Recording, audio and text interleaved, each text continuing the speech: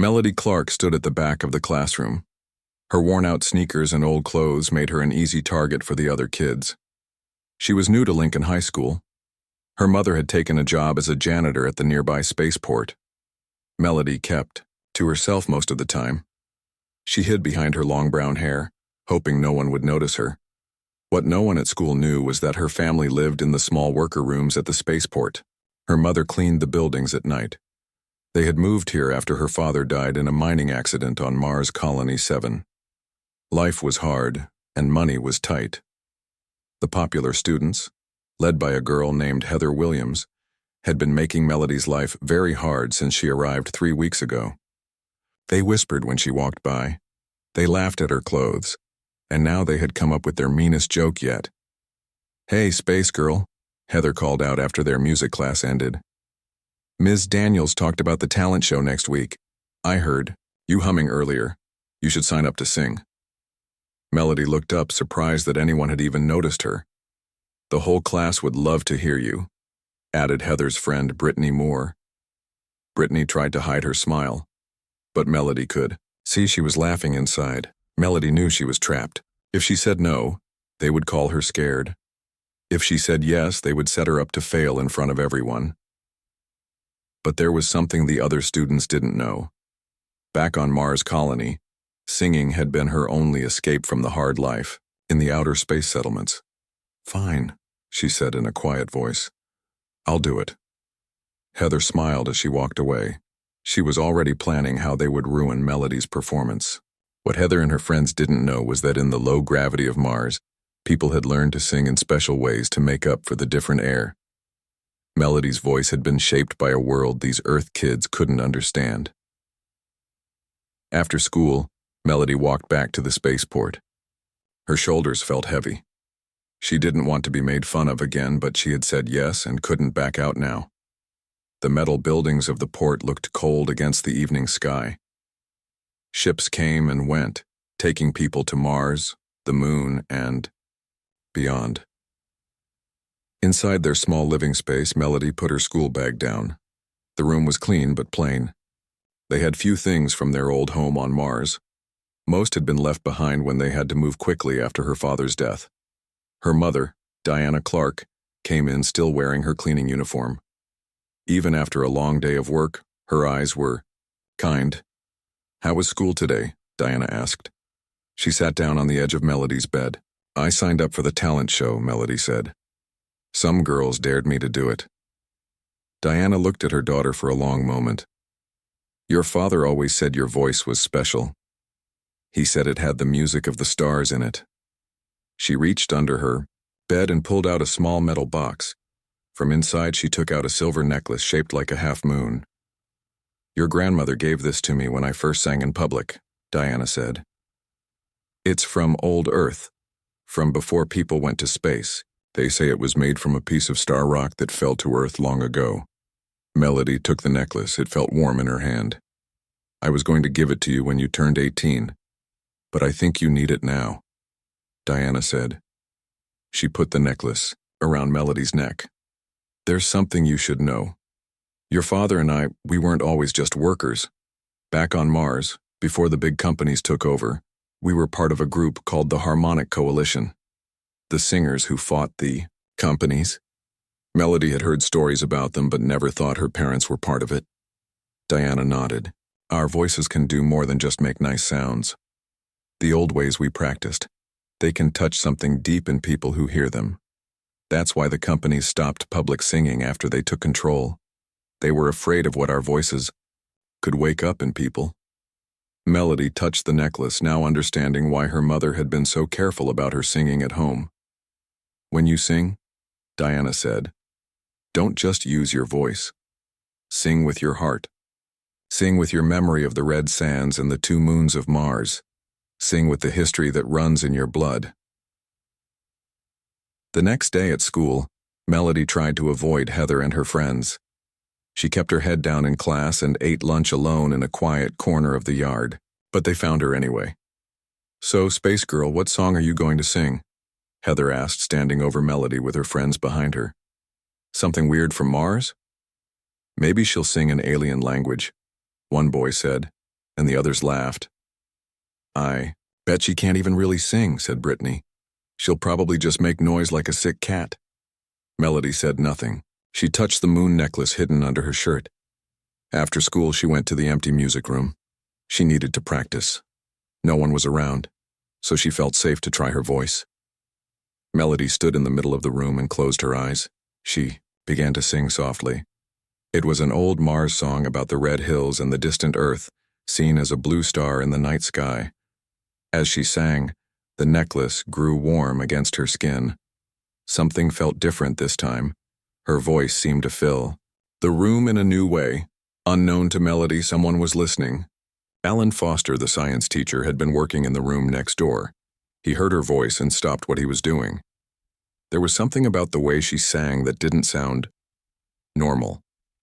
He quietly opened the door and watched. Melody's voice had taken on a strange quality. It seemed to make the air around her move in ways he had never seen before. For a moment, Mr. Foster thought he saw light coming from where her necklace would be under her shirt. "That's impossible," he whispered to himself. Melody stopped singing and opened her eyes. She saw Mr. Foster standing there and jumped back. "I'm sorry," she said quickly. "I didn't know anyone was here." Mr. Foster stared at her for a long moment.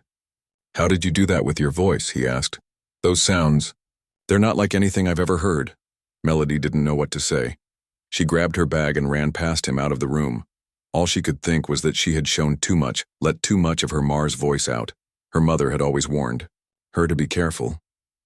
But as she ran down the hall, Melody didn't see the look of wonder on Mr. Foster's face. And she didn't know that what had just happened would change everything. Not just for her, but for everyone at Lincoln High School. The next few days were hard for Melody. She tried to avoid everyone at school. The thought of the talent show made her stomach hurt. Every time she saw Heather and her friends, they would make singing motions or laugh at her. But Melody could not back out now. At night, she practiced in the small bathroom of their living space at the spaceport. The walls were metal and made her voice sound strange, but it was the only place she could be sure no one would hear her. Her mother worked the night shift, cleaning the big ships that came from Mars and the outer colonies. The moon necklace felt warmer each time she sang. Melody began to notice small things happening when her voice hit certain notes. The mirror would buzz. The lights would flicker. Once, a glass of water on the sink made tiny waves, like something was moving inside it. 5. Days before the talent show, Mr. Foster stopped her in the hall after science class. "Melody, could I talk to you for a minute?" he asked. His voice was kind, but Melody still felt scared. She had been avoiding him since he heard her sing. "I'm not in trouble, am I?" she asked. "No, not at all," he said. "I wanted to ask you about your singing. What I heard the other day was special." Melody looked down at her feet. "It's just singing." Mr. Foster shook his head. "No, it's more than that. The way your voice made the air move wasn't normal. I've studied sound waves for years. What you were doing breaks the rules of physics as we know them." Melody didn't know what to say. Her mother had warned her not to talk about their past on Mars or the Harmonic Coalition. "Where did you learn to sing like that?" Mr. Foster asked. "On Mars," Melody said quietly. "Everyone sings there, it's just different because of the air." This wasn't the whole truth, but it wasn't a lie either. The air on Mars was thinner. People did sing differently there. But the Harmonic Coalition had known something more. They knew how to make sound touch the deep parts of people's minds. "I've been to Mars 3 times, Mr. Foster said. "I was part of the science team that helped build Dome 4. I never heard anything like what you can do." Melody touched her necklace through her shirt. "My family lived in the outer areas. Things were different there." Mr. Foster noticed the movement. "What's that you're touching?" "Nothing," Melody said too quickly. "Is it something that helps you sing?" he asked. His eyes were bright with interest now. Melody took a step back. "I have to go. I'll be late for class." She hurried away, her heart beating fast. Mr. Foster knew too much. He had seen something when she sang that most people wouldn't notice. Her mother had told her to be careful, that there were people who would want to use their gifts for the wrong reasons. That night, Melody told her mother about Mr. Foster. He heard me sing. He saw something. He asked questions about Mars and the way I sing. Diana looked worried. She closed the door to their small living space and checked the window. Did you tell him about the coalition? She asked. No, Melody said, but he knows something is different about my voice. Diana sat down next to her daughter. Listen to me, Melody. Our family has a gift that goes back many years. The companies on Mars tried to use that gift to control people. That's why the coalition fought against them. Your father died protecting our secret. Melody's eyes grew wide. Dad didn't die in a mining accident? Diana shook her head. The company men came for him when they found out he was teaching others how to use their voices to break the mind control broadcasts. They said, it was an accident, but we knew better. Diana took Melody's hands in hers. The talent show could be dangerous. If your voice does what your father's could do, it might wake people up. It might make them remember things the companies want them to forget. What things? Melody asked. That we are more than workers. That we are free. That we came from the stars long before the companies said we did. Diana touched the moon necklace around Melody's neck. This helps focus your gift. It's made from metal not found on Earth or Mars. Your grandmother said it came from visitors long ago. Melody felt scared but also excited. All her life she had thought they were just poor workers. Now she was learning her family had a secret history, a gift that powerful people feared. Should I not sing at the show? She asked. Diana thought, for a long time. No, I think you should sing. Maybe it's time for people to wake up. Just be ready for what might happen after. The next day at school, Melody felt different. She stood taller. She didn't hide behind her hair. When Heather and her friends walked by, Melody didn't look away. Look who's brave today, Heather said. Ready to make a fool of yourself, Space Girl? I'm ready to sing, Melody said simply. Something in her voice made Heather step back. For just a second, Heather looked unsure. After school, Melody went to the auditorium where the talent show would be held. She wanted to feel the space to see how her voice would work there. The room was big with many seats. The stage was wide with bright lights. As she stood center stage, she heard a noise. Someone was watching from the back of the room. It was Mr. Foster. I thought I might find you here, he said, walking down toward the stage. Getting ready for the big day? Melody nodded. Just checking out the room. Mr. Foster climbed up onto the stage. Melody, there's something I need to tell you. I know about the Harmonic Coalition. I know what they could do with their voices. Melody took a step back. How do you know about that? Because I helped them, he said.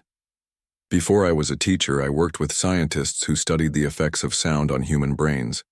We discovered that certain people from Mars had voices that could change brain patterns. The companies wanted to use this to control workers, but some of us, we helped the coalition instead. You knew my father? Melody asked. John Clark? Yes. He was a brave man. Mr. Foster looked sad. When I saw you singing, I recognized the patterns in the air. Only a Clark could make sound move like that. My mom says I should sing at the show, Melody said. She says it's time for people to wake up. Mr. Foster nodded slowly. It might be, but you should know there could be people watching, people who work for the companies. If you show what you can do, they'll know who you are. I'm not afraid, Melody said, though part of her was. Good, Mr. Foster said, because I think this school, this town, needs to hear what you have to say. Just be careful, and know that I'll be there to help if anything happens. For the first time since coming to Earth, Melody felt like she had a friend. The day of the talent show came. Melody woke up early.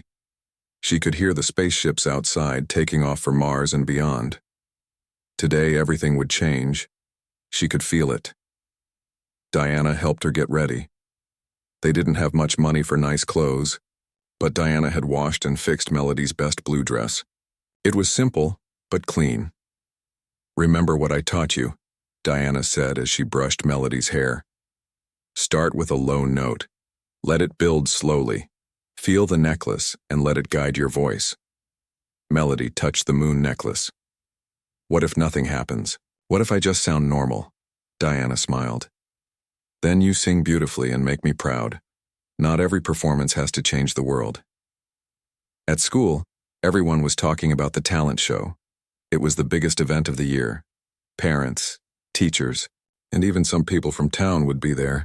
Melody saw Heather and her friends huddled together, laughing and looking her way. They're planning something, Melody said to herself. She didn't know what trick they might pull, but she was sure they would try to ruin her performance. During lunch, Mr. Foster found her sitting alone. Are you ready for tonight? He asked, sitting down across from her. Melody nodded. I think so. I've been thinking about your family's gift, Mr. Foster said in a low voice.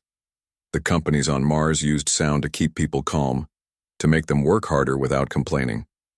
Special sounds played in the domes that most people couldn't even hear. My father could hear them, Melody said. Mom told me he could block them with his voice. Yes, but it was more than that. Mr. Foster looked around to make sure no one was listening. The coalition discovered that certain voices could wake up old memories in people. Memories from before. Before what? Before we were told we came from Earth, Mr. Foster said. There are stories, old stories, that humans lived among the stars long ago. They visited many worlds before Earth. Some say Mars was one of those worlds. Melody thought about this. It sounded like the stories her father used to tell her before bed. She had always thought they were just make-believe. The companies don't want people to remember, Mr. Foster continued. It would change everything if people knew the truth. The bell rang. Lunch was over. I'll see you tonight, Mr. Foster said, standing up. Whatever happens, know that you're not alone. The rest of the day went by quickly. Before Melody knew it, it was time for the talent show. She waited backstage with the other students. Some were dancing, others were playing music. One boy was doing magic tricks to practice. Heather was there too, wearing an expensive dress. She was singing a popular song with Brittany and another girl. They sounded good as they practiced. Melody saw them whispering and looking at the sound controls. A boy who worked the sound system nodded and smiled at whatever they said. Now she was sure they planned to mess up her sound when she sang. Principal Adams welcomed everyone to the show. The auditorium was full. All the seats were taken. People even stood at the back. Melody peeked out from behind the curtain and felt her stomach tighten. So many people. One by one, the students performed. The crowd clapped for each one. Then it was Heather's turn. She and her friends sang well, and the audience clapped loudly. Heather smiled and waved as she left the stage. Next up, said Principal Adams, we have Melody Clark singing a song from Mars Colony. There were a few laughs from the crowd. Most people on Earth thought Mars songs were strange and old-fashioned. Melody walked onto the stage. She saw Heather and her friends in the front row ready to laugh at her. In the back, she saw Mr. Foster. He had some kind of small machine in his hands. She also saw her mother slip in through the side door to watch. Melody took a deep breath. The music began to play softly.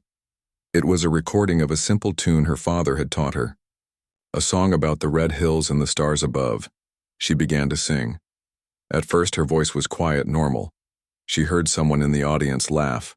The boy at the sound controls moved some switches, trying to make bad noises come from the speakers. But nothing happened. Melody touched her necklace. It was warm now, getting warmer. She let her voice grow stronger. She sang the way they sang on Mars, with notes that went on, changing in ways Earth songs never did. The moon necklace grew, hot against her skin.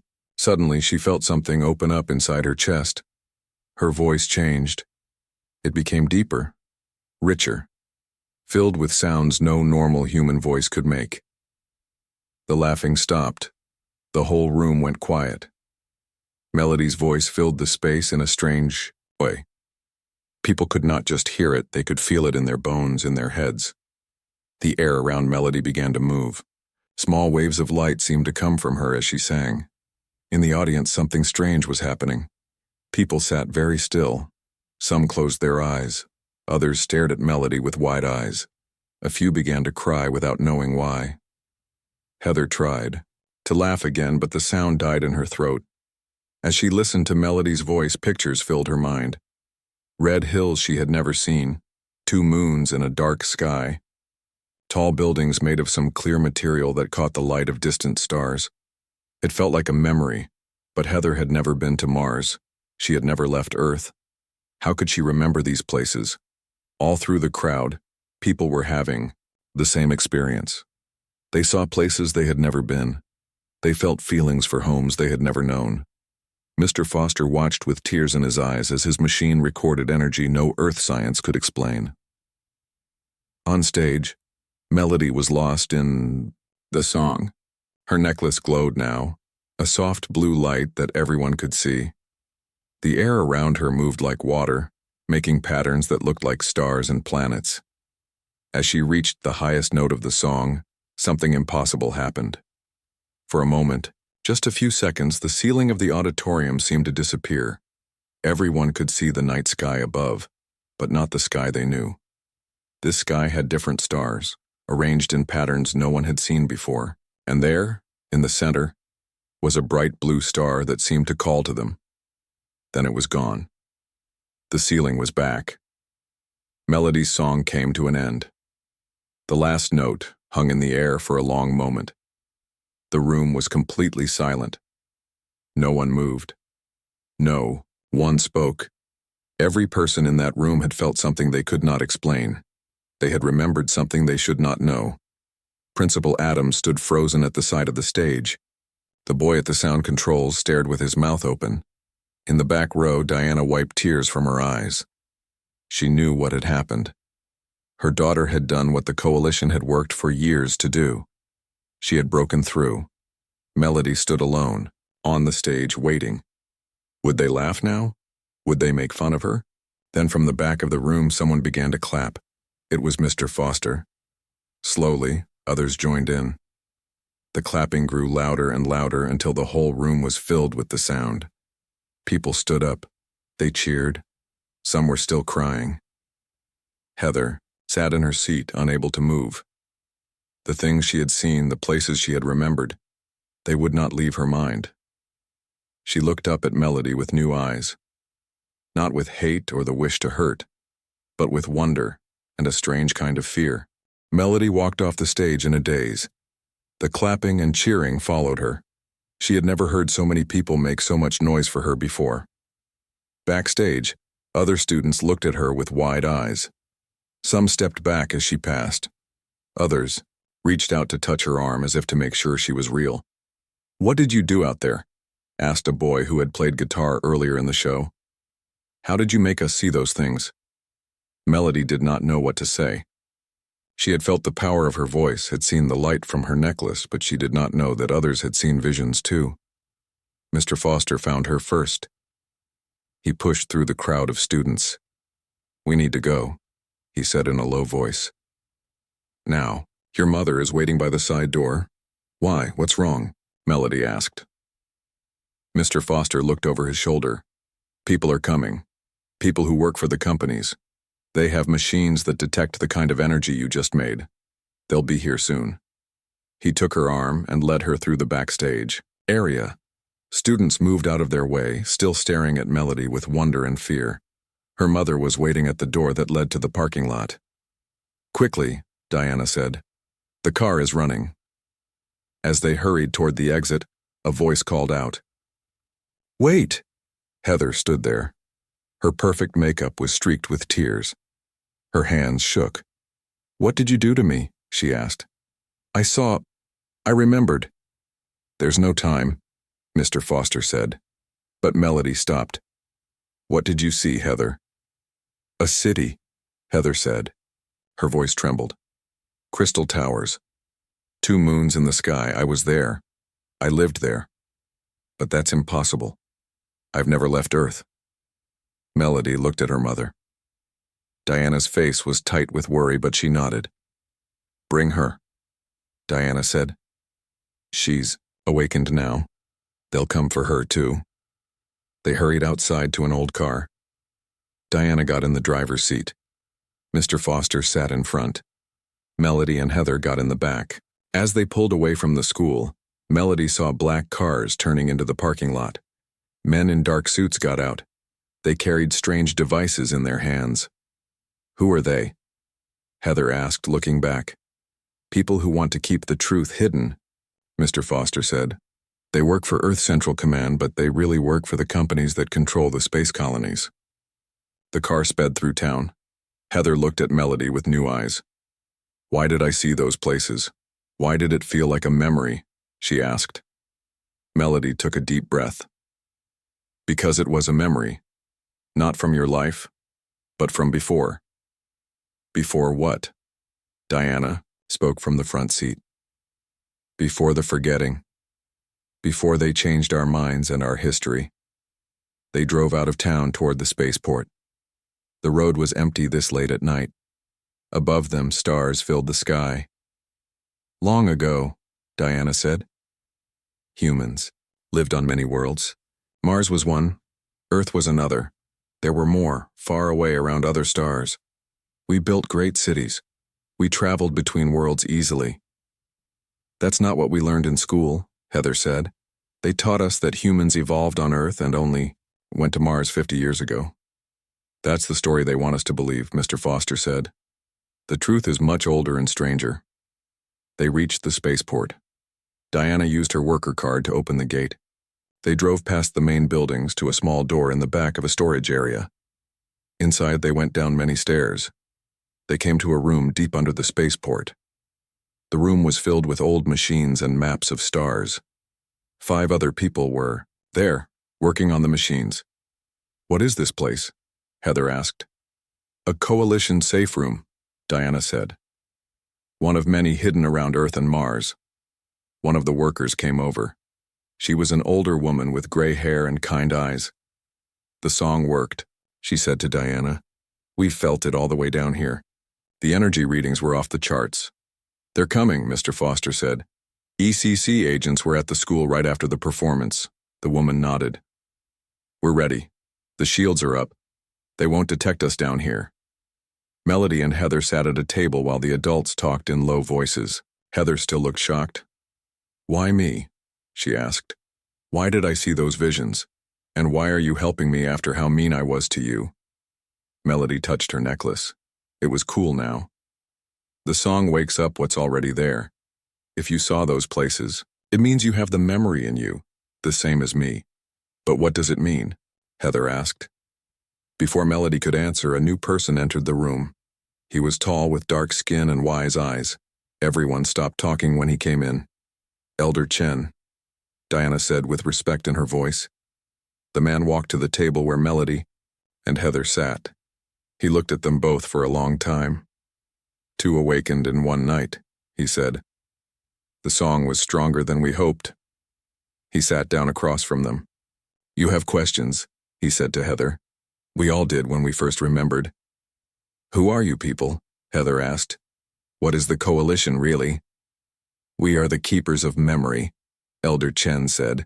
When the great forgetting happened, some were able to hold on to pieces of the truth. We pass these memories down through songs, through stories, through special objects. He nodded at Melody's necklace. 300 years ago, he continued, humans lived on many worlds. We were part of something larger, something wonderful. Then something happened. A great darkness. Many worlds were lost. The survivors came to Earth and Mars, but over time they forgot who they were, or were made to forget. By who? Heather asked. By those who wanted control, Elder Chen said. The same who formed the companies, who rule the spaceways now. Melody listened with wide eyes. These were bigger secrets than even her mother had told her. The song you sang tonight, Elder Chen said to Melody, was one of the memory songs. It carries patterns that unlock the old memories hidden in our blood. Not everyone has these memories, but those who do can be awakened. Like me, Heather said softly. Yes, and many others who heard the song tonight. By now they are having dreams, seeing images that confuse them. Some will ignore these feelings, others will seek answers. And the men who came to the school? Melody asked. Elder Chen's face grew serious. They will try to find you, They will try to stop more people from remembering. The company's power comes from keeping us divided, from making us believe we are just workers, just small beings from one small world. What do we do now? Heather asked. Now, said Elder Chen, we prepare. More will come seeking answers. And soon we will need to move. Move where? Melody asked. Elder Chen smiled. Home, he said simply. Melody and Heather looked at each other. Despite their past as enemies, they now shared something powerful. They had both remembered a home they never knew they had. Outside, above the hidden room, black cars pulled into the spaceport.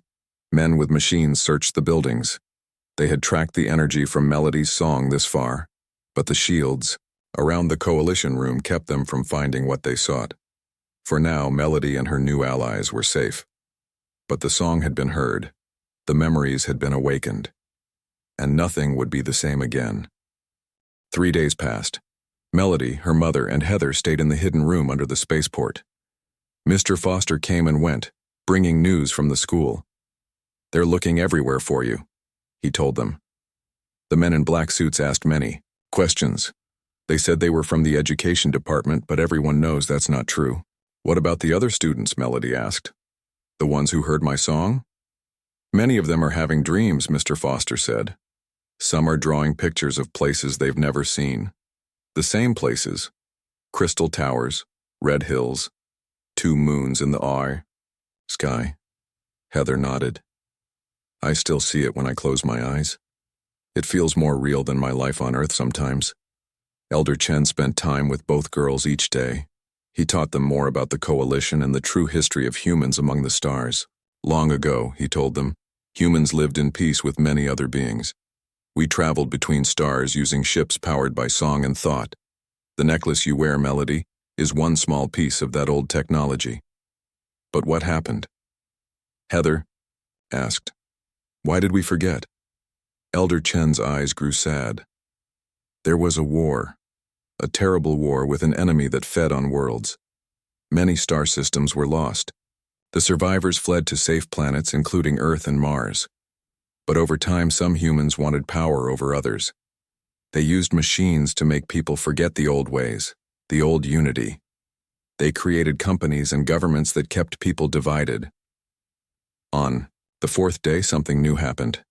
A boy from school arrived at the hidden door. It was Kevin, who played football and had never spoken to Melody before. I had to find you, he said when they let him in. Since your song, I can't sleep. I keep seeing places, remembering things. He looked at Melody with scared eyes. What's happening to me? He was not the last. By the end of the week, 5 more students had found their way to the hidden room. Each one had been awakened by Melody's song. Each one remembered the same places, the same history that they had never been taught. The hidden room was getting crowded. The coalition members talked in low voices about what to do next. We can't stay here much longer, Diana said. ECC agents are searching the whole area. They know something is happening. Elder Chen nodded. It is time. The awakening has begun faster than we planned, but we must act now. The ship is ready. Ship? Melody asked. What ship? Elder Chen smiled. Come, it is time you saw. He led Melody, Heather, and the other awakened students deeper under the spaceport. They went down more stairs and through long tunnels that looked very old. Finally, they came to a huge metal door with strange marks on it. Elder Chen placed his hand on the door. It opened without a sound. Inside was a huge cave, and in the cave was a ship unlike any Melody had ever seen. It was not like the metal ships that flew between Earth and Mars. This ship was made of something that looked like glass but was stronger. It curved like a leaf and glowed with soft light from inside. Around it, many coalition members worked, checking things and loading boxes. What is it? Heather asked in a whisper. Our way home, Elder Chen said. We built it using the old knowledge, the old songs. It does not use fire or fuel like Earth ships. It flies on sound and thought like our ancestors' ships did. Where will it go? Asked Kevin.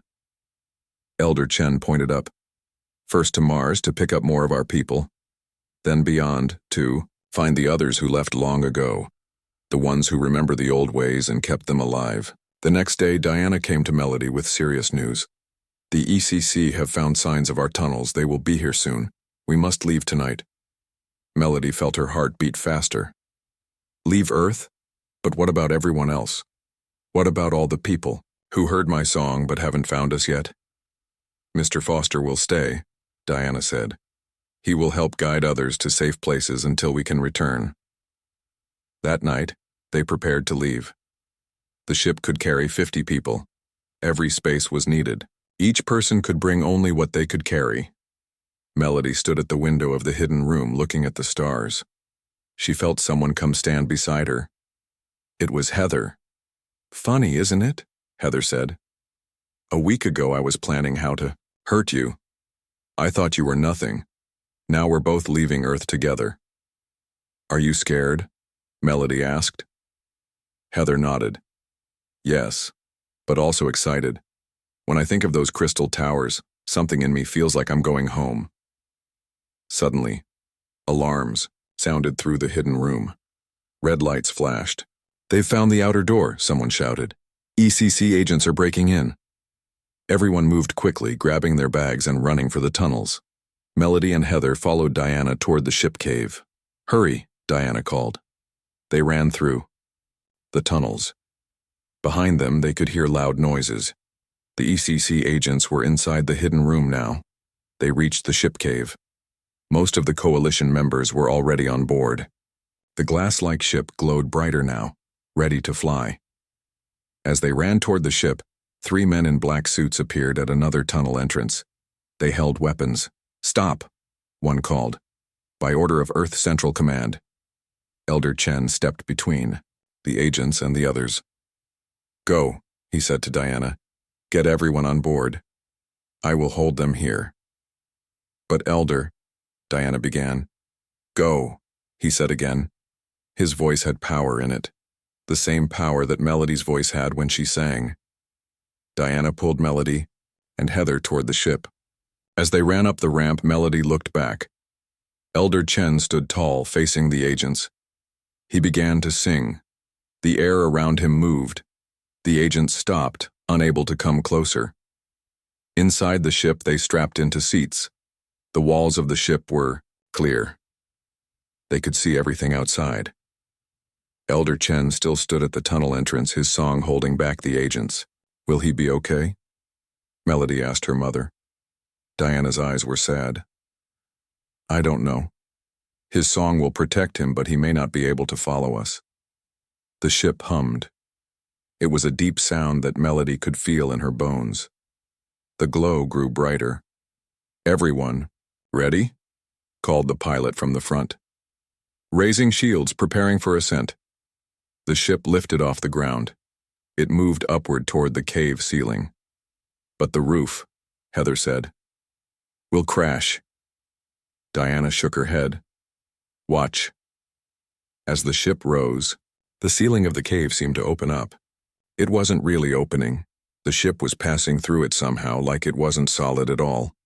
They rose up through the ground, through the spaceport buildings, out into the night air. Below them, they saw small figures running, pointing up. The ECC agents had followed, but too late. The ship rose higher and higher. The town grew small below them. Melody could see her school, the streets, everything getting smaller. Then clouds covered the view. They broke through the clouds into the clear night sky. The stars were bright around them. The ship moved faster, now, heading up toward space. Melody felt the necklace grow warm against her skin. Somehow she knew they were on the right path. The memories in her blood, the song in her heart, were guiding them home, to the place humans had come from long ago. Earth fell away behind them. Ahead lay Mars, and beyond that the stars that called to them. The journey had just begun. Do you think we'll ever come back?